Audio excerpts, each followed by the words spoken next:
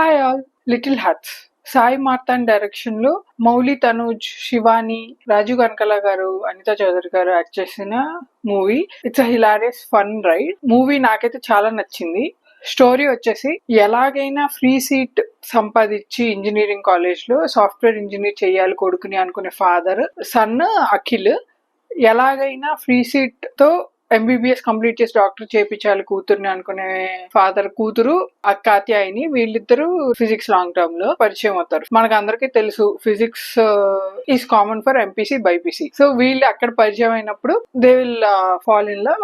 వాళ్ళ love story and వాళ్ళ end కి ఏమైంది అనేది సినిమా స్టోరీ. ఇప్పుడు ఉన్న సినిమాలో ట్రెండ్ ఏంటంటే ఏదో ఒక ఇష్యూ తీసుకొని దాని చుట్టూ ఒక స్టోరీ రాసుకొని, either it is comedy or emotional story రాసుకొని ఎండ్ వచ్చేటప్పటికి అదే సొల్యూషన్ అని చెప్పడం. ఇలా స్టోరీ టెల్లింగ్ బాగుంటే కొన్ని హిట్ అవుతున్నాయి, బాగోకపోతే ఫ్లాప్ అవుతున్నాయి. కానీ ఈ మూవీలో ఇష్యూస్ ని ఇలా ఫేస్ మీద కొట్టేలేదు. ఏదో ఇదే పెద్ద ఇష్యూ, ఇదే సొల్యూషన్ అన్నట్టు there were no big emotional revolutions కానీ ఛాలెంజెస్ కానీ అలా పెద్ద పెద్దగా ఏం చూపించలేదు. ఆ క్యారెక్టర్ డెవలప్మెంట్ లో ఒక పార్ట్ గా ఇష్యూస్ ని డిస్కస్ చేస్తూ వెళ్లారు. That was very nice. ఇలాంటివి చాలా కొత్త ప్రయత్నం తెలుగు సినిమాలో. బాగుంది. ఇలా ఇన్ దిస్ వే ఈ సినిమా ఎక్కువ కాలం ఇంట్రెస్టింగ్ గా గుర్తుండిపోతుంది, మళ్ళీ చూడాలనిపిస్తుంది. రీవాచబుల్ క్వాలిటీ పెరుగుతుంది because will feel connectivity, relevance బాగుంటది కాబట్టి. ఈ సినిమాలో లవ్ స్టోరీ ఇనిషియేట్ చేసేది మౌలి. తన వచ్చేసి ఆ అమ్మాయిని ఇంప్రెస్ చేసే దాంట్లో జరిగే కామెడీ మనకి నవ్వొచ్చేలా ఉంటది. ఫైనల్లీ తను ఇంప్రెస్ అయిన తర్వాత ఏదైతే సీన్ లో ఇంప్రెస్ అవుతుందో ఆ సీన్ నాకు చాలా నచ్చింది. The scene design especially. Situation లో అందరూ ఒక రకంగా కొంచెం క్రూయల్ గా ఉన్నప్పుడు ఈ అబ్బాయి మటుకు స్వీట్ గా రెస్పాండ్ అవుతాడు. అది ఆ అమ్మాయి గమనించి ఒక షిఫ్ట్ అనేది చూపిస్తారు అనమాట విత్ కెమెరా యాంగిల్స్. అది కొత్తగా అనిపించింది. ఇలా ఆలోచిస్తున్న అమ్మాయి ఇలా షిఫ్ట్ అయింది అన్నట్టు the way they showed was very good. Why do I find little hearts more interesting అనేది ఐ టెల్ యూ. ఈ మూవీలో ఒక సీన్ లో మౌలి ఫేస్ ప్యాక్ వేసుకొని కళ్ళకి కీరా దోసకాయ పెట్టుకొని ఉంటాడు. ఈలోగా వాళ్ళ డాడీ వచ్చి సరేరా ఇంకా అమ్మాయిగా మారిపో, నేను దానికి తగిన ఏర్పాట్లు చేస్తాను అంటాడు. సీన్ చూడగానే జెండర్ డిస్క్రిమినేషన్ చేశారు అని చెప్పి హర్ట్ అయ్యాను, అఫెండ్ అయ్యాను. కానీ తర్వాత నాకు మా డాడీ మాటలు, నాకు జరిగిన విషయాలు గుర్తొచ్చాయి. ఎగ్జాక్ట్లీ అదే 17 years అప్పుడు నేను శనగపిండి రాసుకొని ఫేస్ కి కూర్చున్నప్పుడు బయట నుంచి మా డాడీ వచ్చి ఎందుకమ్మా అవన్నీ ఫేస్ న్యాచురల్ గా ఉండాలి, ఒరిజినల్ గా ఉండాలి అని చెప్పి అన్నారు అనమాట. మా డాడీకి నేను మాయిశ్చరైజర్ రాసుకున్నా కూడా నచ్చదు.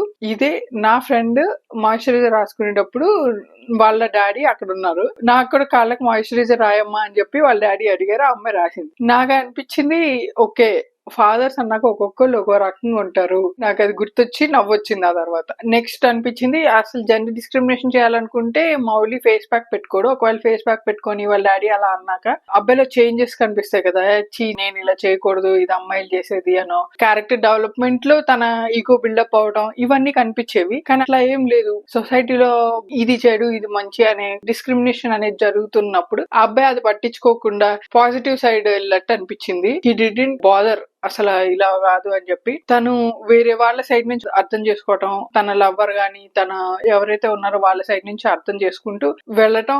Even though the character is not opinionated. ఒక 17 years అబ్బాయి, so he is not really opinionated. తను బ్యాడ్ ఇన్ఫ్లుయెన్సెస్ ని తీసుకోకుండా ఉన్న సిచ్యువేషన్స్ అన్నిటిని పాజిటివ్ చేసుకుంటూ వెళ్ళటం నాకు బాగా నచ్చింది. Even though the parents for stereotypical characters అయినా కూడా తను ఏమీ అఫెక్ట్ కాకుండా తన వ్యూలో ఈక్వల్ బ్యాలెన్స్ పెట్టుకుంటూ వెళ్ళాడు అనిపించింది. నేను చూస్తున్నప్పుడు నాకు అనిపించిన విషయాలు అవి. కూర్చొని సీరియస్ ఇష్యూస్ అని చెప్పి ఇదే సొల్యూషన్ అని చెప్పి ఎక్కువ మాట్లాడలేదు. అంటే ఒక పిల్లోడి నుంచి పెద్దోడు అయ్యే క్రమంలో తన క్యారెక్టర్ డెవలప్మెంట్ లోనే ఆ చేంజెస్ అనేవి కనిపించాయి అనమాట. ఫస్ట్ వాళ్ళ ఫ్రెండ్ తో ఉన్న విధానం, తర్వాత తన లవ్వర్ గురించి రీజన్ తెలిసినప్పుడు ఆ తర్వాత reactions, he was taking all the positivity.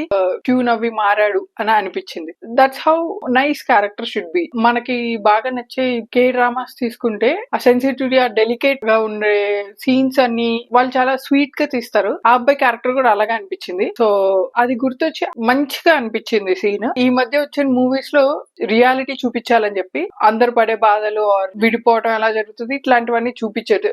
వచ్చిన మూవీస్ అన్ని కూడా చాలా బాగా చూపించారు and that is the reality. అయితే ఇలా క్లాస్‌మేట్సే పెళ్లి చేసుకొని కలిసుండే లవర్స్ కూడా చూసాను నేను. నా క్లాస్‌మేట్స్ కానీ, నా ఫ్రెండ్స్ కానీ ఇలా జరిగింది. ఇది వాళ్ళ లవ్ స్టోరీలా అనిపిచ్చింది. Parents totally love their kids. వాళ్ళకి నచ్చినట్టు చేస్తారు కాబట్టి, ఆ సింపుల్ సొల్యూషన్‌ని వాళ్ళు సింపుల్ వేలో తీసుకొచ్చారు. అంత సింపుల్‌గా బయట ఉండదు. Obviously it's a movie. ఇప్పుడు మనం వేరే మూవీస్ చూసుకున్నా ఎండ్‌కొచ్చేటప్పటికి అదే చూపిస్తారు. వాళ్ళని ఎలా కన్విన్స్ చేశారు అనేది. ఇది అంతే. ఎలా కన్విన్స్ చేశారు అనేది చాలా మంచిగా చూపిచ్చారు అనిపిచ్చింది. అండ్ వాళ్ళ ఫ్రెండ్స్ క్యారెక్టర్స్ అందులో బూతులు అవి ఉన్నాయి కానీ కొన్ని కాస్టిస్ట్ స్లర్స్ అవి నాకు నచ్చలేదు. అవి తీసేసి వాళ్ళ రిలేషన్‌షిప్ చాలా హిలారియస్‌గా ఉంది.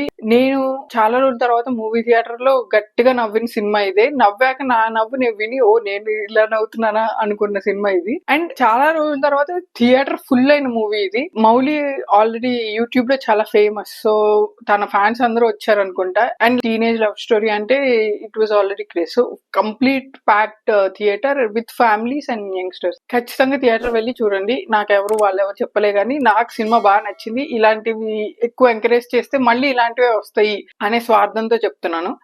Thank you.